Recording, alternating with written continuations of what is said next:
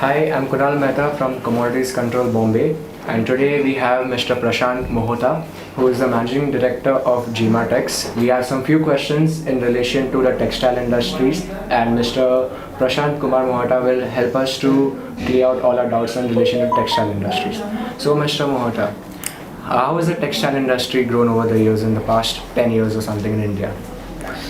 In India, the textile growth has been little slow compared to what other countries in the neighboring region have grown, particularly Bangladesh and Vietnam. Even China has had an exemplary growth rate in the last 10 to 15 years.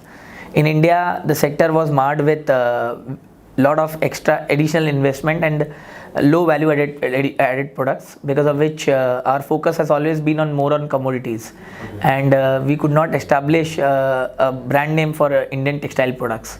Okay. And how do you see the procurement for a spinning mill basis? Because what I'm hearing from many spinners that they are not running on a parity basis.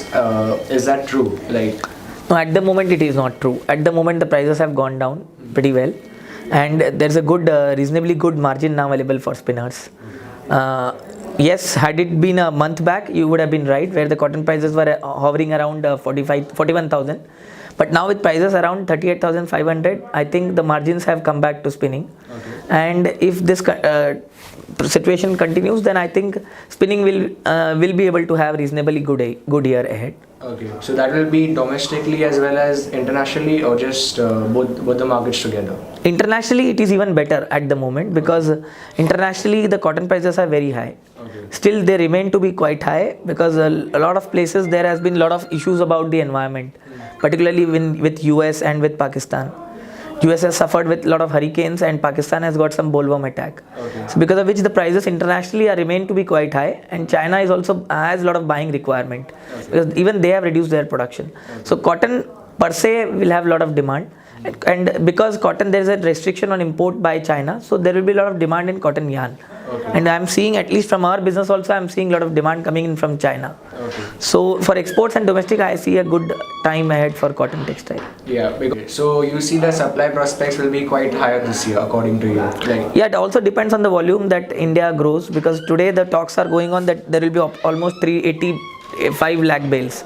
So if it doesn't come up to that level, probably the prices will again go up. So lot of factors are there. Cotton prices are actually a result of multiple number of factors, and it's not easy to predict the prices. Okay. But if this, I can tell you that if this happens, this is what will happen. Okay. So if there is a production of 385 lakh bales and Pakistan sector doesn't open up, then I don't think it will be too comfortable.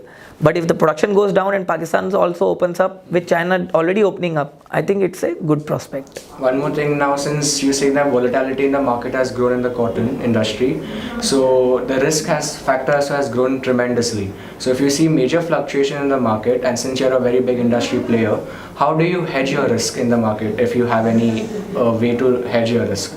No, we are particularly integrated players, so we have the additional advantage of being into ginning and spinning both. Okay. So not for everyone. There's a lot of people are into only spinning. Very few are able to have a ginning, because it requires different kind of setup and very different mindset also.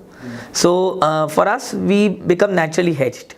But still, many times we use the platforms like NCDX and MCX, where you have options and futures of cotton available as of now. So these are additional facilities where the cost of hedging and cost of securing yourself is much lower than actually procuring the raw material today itself and stacking it. So such kind of good things are available, but still we do not do it too much, for the reason that we ourselves are ginner and we are sitting in the cotton bowl where we have a lot of cotton available. Okay. So sometimes we see the advantage of very good quality of cotton coming in the beginning of the season. So we probably use that method, but many times we also use the hedging method on the platforms, various platforms. Okay. Okay. So where do you see India going forward? How much growth can India go compared to the other markets at the moment? So you see Bangladesh, Vietnam growing at a very higher rate compared to India. So where do you see India in the export market?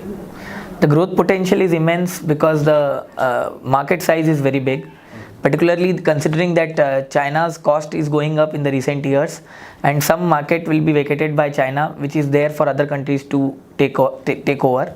So considering that India has a very high potential of growth, And I think even after GST implementation, with cotton being at 5%, this is a golden opportunity for cotton textile in India to grow, not only in domestic but also for exports. Okay.